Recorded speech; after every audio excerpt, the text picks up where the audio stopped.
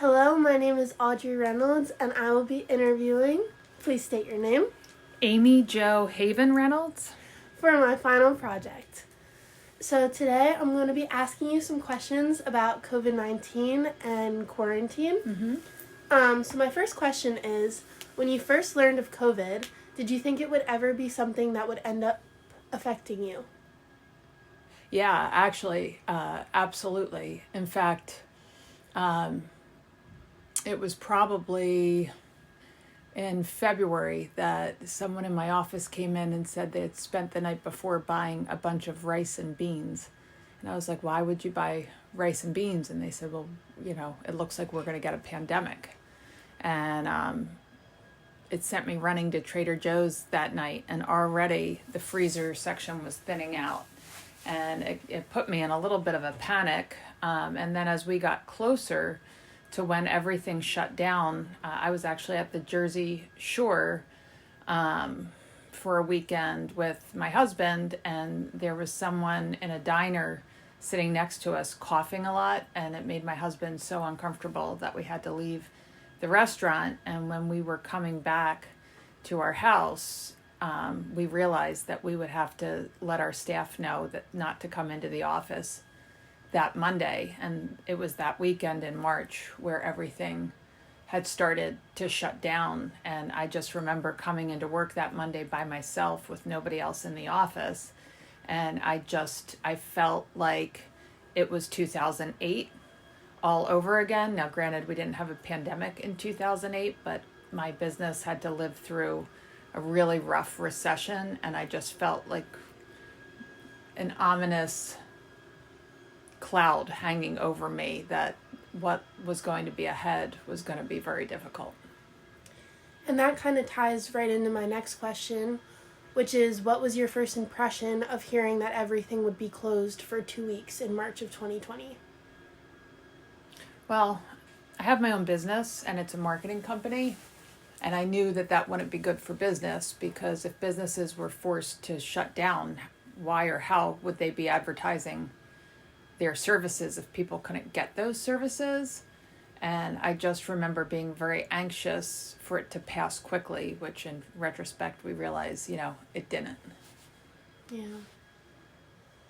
And then, what would you say was the biggest thing that you struggled with while being in quarantine? Well, I think that's twofold. I can speak to it personally, and I can speak to it from a business perspective. Personally, I'm a very outgoing, extroverted person, and if I could, I'd be out just about every night of the week. I like being out all the time. So something like having to stay at my house, personally sent me spiraling. Unlike my husband, who's an introvert, who thought it was great. I didn't want to be stuck at home, so personally I found that really difficult. And then from a business perspective, it's amazing, quite frankly, that my business survived that time. And I think the only reason we did was because of the government assistance, the PPP loans back then. Because from a business perspective, it just about strangled us. And it wasn't even 2020. Our worst year for our business was actually 2021, because COVID had made a resurgence in December of that year, and clients didn't feel comfortable, obviously, kind of not knowing if the shoe was going to drop again. And something I've learned the hard way over several decades in this business is the first things businesses do when they have to make cuts is cut their marketing budget. So that is always very difficult for me when that happens. Did you ever think that things would have returned to normal when you were your business was at an all-time low?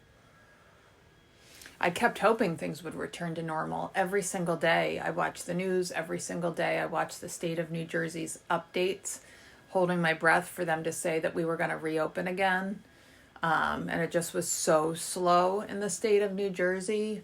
And it just really continued to hurt my business. I kept remaining hopeful that it would change. And we really had to pivot with our clients back then, because a lot of them had to really come up with new business models in order to survive that time. for instance, local restaurants that had never done takeout had to switch to like an all takeout offering, and we had to advertise that for them and help them with that. And every single client was different. So it really was a very challenging time for business. And also at the time, I had 3 children that were in school that were all sent to remote learning. So it was very stressful time for business, but it was also a very stressful time for families and my family. Yeah. Do you think that post COVID-19 you have a different way of doing things? Well, for sure. Like, I think from a technology standpoint, it really forced businesses ahead by at least 5 years. We're all now very adept at meeting online via Google Meet or Teams or Zoom or whatever platform we need to. In my business, it's still not ideal. We still like to be in person with our clients, but it's nice to know if we need to.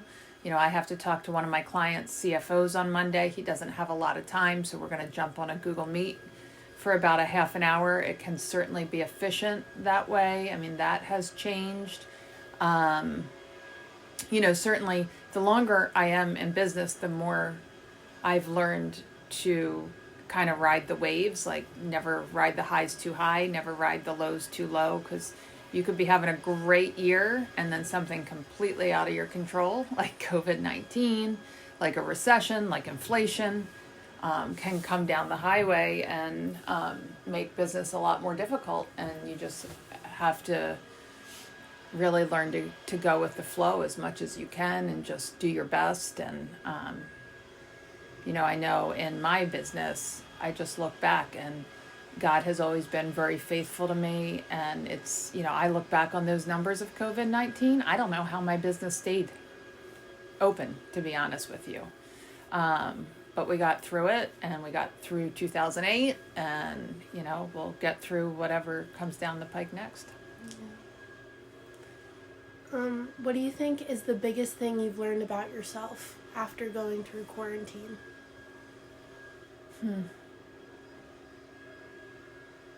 I think maybe that I'm resilient, adaptable. I was forced to be more adaptable. And I think not just through COVID-19, I mean, also the fact that I've been in business for a long time, it just changes how you look at stressful situations.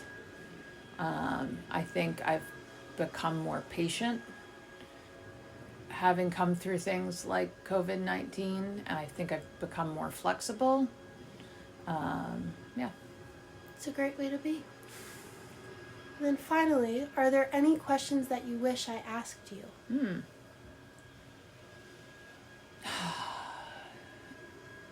No. I'm just trying to think if there's anything else I could contribute.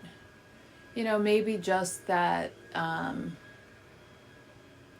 I think we won't know the full impact of the pandemic for many more years. I think it really, not only did it impact businesses, I think it really impacted families and children and students. And I think that, and even the sociability of kids who were very young at that time, that just were forced to be home for so long. I think that we're going to find that maybe some of the decisions that were made had more of a negative effect long term than we realized. I completely agree with you. I think we're starting to see a little bit of it now with younger kids who were very impressionable, like 4 or 5, who weren't around people for a while. I mean, my youngest daughter at the time was in 2nd grade when it started, and I would take her into the office so my older kids could stay at home and do online school. My husband works with me, so it would just be the 2 of us. Everyone else was remote. And we would put Lila at a desk, and I mean, every day she just hit a wall, and every day she had emotional outbursts, and I'd have to send her to the front porch to take deep breaths, and I would send her to the back parking lot to do laps for gym class. And I mean, it was not conducive to second graders, I can tell you that. And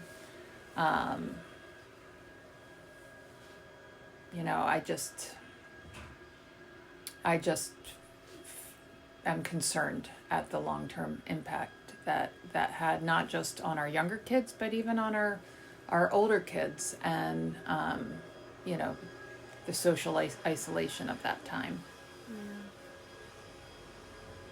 Well, thank you very much for your time. Happy to help. I appreciate it. Thank you. Thank you.